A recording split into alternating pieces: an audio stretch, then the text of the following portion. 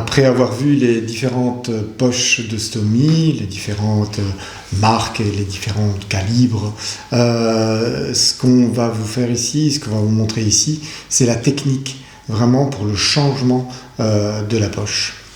Alors, avant tout, il faut regarder où se trouve la stomie. Il y a plusieurs possibilités. Vous voyez ici, la poche se trouve juste à la droite du patient. Quand on regarde, on voit à gauche, mais c'est la droite du patient. Il y a aussi la possibilité parfois d'avoir juste une stomie à la gauche du patient. Alors, ce n'est pas une question de positionnement du chirurgien au moment de l'intervention, pas du tout, ça a toute une particularité. Donc, on va tenir compte que c'est de ces deux stomies-là.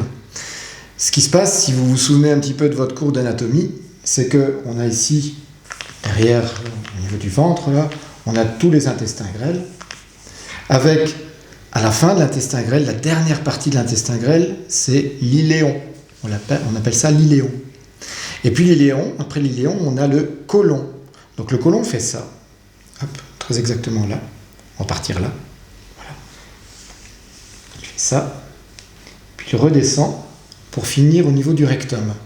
Le côlon ascendant, le côlon transverse, le côlon descendant, et puis direction l'ampoule rectale.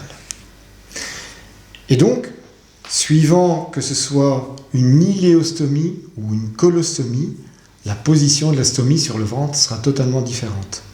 Ici, la poche se trouve au niveau de l'iléostomie, c'est-à-dire à la fin de l'intestin grêle. On a, par une intervention du chirurgien, ouvert, retiré une partie de l'intestin grêle et l'a abouché, stomie, abouchement. Donc, lorsqu'elle se trouve de ce côté-là, les probabilités que ce soit une iléostomie sont grandes.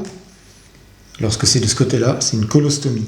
Ça changera tout par rapport à la qualité des selles, plutôt à la consistance des selles. Les selles au niveau iléaque, donc au niveau de l'iléon, seront beaucoup plus liquides. Pourquoi ? Parce que tout le bol alimentaire, tout le bol de digestion sera arrivé au niveau de l'intestin grêle, et puis il doit seulement encore passer au niveau du côlon. Dans le côlon, il y a toute une capacité de réabsorption de tout ce qui est liquide. C'est ce qui fait que lorsqu'on est à la fin de l'intestin grêle, là, on a des selles qui sont fortement liquides. Par contre, que lorsqu'on sera au niveau du côlon vraiment, donc en colostomie, les selles paraîtront de plus en plus solides, si les selles sont normales. Voilà, de plus en plus solides.